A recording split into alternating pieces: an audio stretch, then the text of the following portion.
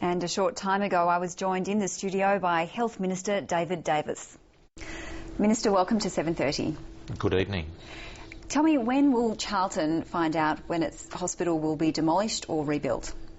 Very soon indeed. We're focused on a strong future for Charlton. We're focused on making sure the hospital is rebuilt and put into great order or renewed in a positive way. When you say very soon, they've had 6 months of waiting. Let me be quite clear. We moved extremely quickly to get the field hospital in place in the immediate aftermath, and the temporary demountables that are there, which are providing some primary care service. The insurance side of the building has taken a little while to work through, but we've made the commitment in the state budget $1 million to look at the planning and location of a new hospital. I think there's a couple of things that are clear.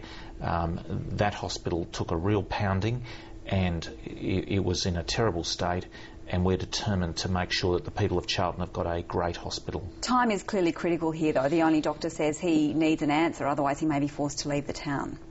He's been in a very difficult situation. He obviously had an impact with his house, as did many people in Charlton, and of course his practice, which was attached to the hospital.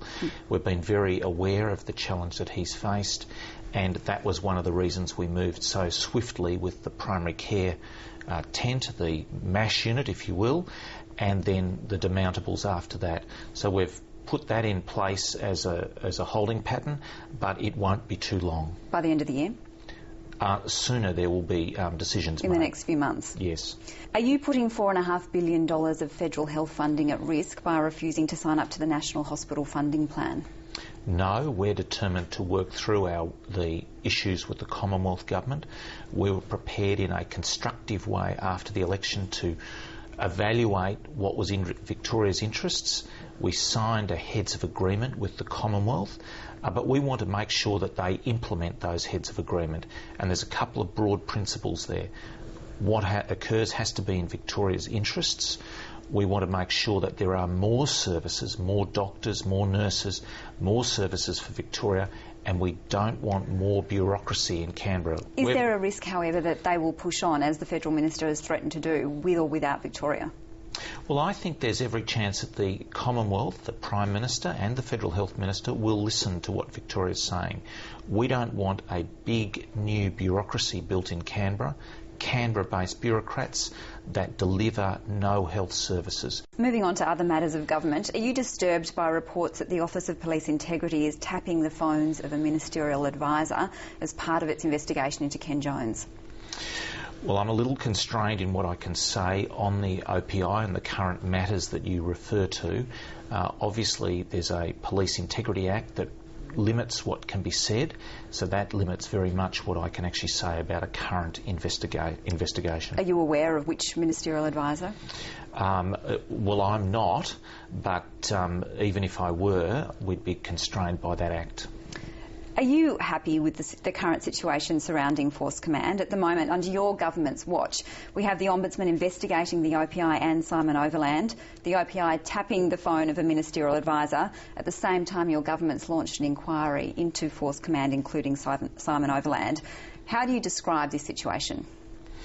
Well, we've obviously got a management inquiry into the Force Command, and that's a general inquiry to look at what best structures will operate in Victoria, and that's an important step. That's a long-term planning step, and we've certainly taken that. But how do you, surely this is unprecedented in terms of, have you ever seen anything like this at any level of government? Well, the Ombudsman obviously has his inquiries, and he'll make those and proceed as he should. And there's the further inquiry, the Jack Rush inquiry into the management of the police, and that will come back with useful recommendations, I've no doubt. Do you have full confidence in Simon Overland? I do. And do you have full confidence in Michael Strong, the head of the OPI? I do. On the powers of the OPI, the Special Investigations Monitor that actually oversees the Office of Police Integrity says it doesn't have the power to examine the merits of any phone taps that the OPI might carry out. Is that lack of scrutiny acceptable to you, and how long before the OPI is wound up and your promised Anticorruption Commission is brought in? Well, as you know, Josie, in opposition we made it very clear that we did need an independent, broad-based anti-corruption commission. We saw that over 11 years Labor had, in a ramshackle way, modified the Act, changed the Acts, and the structure that had grown up was clearly unsatisfactory.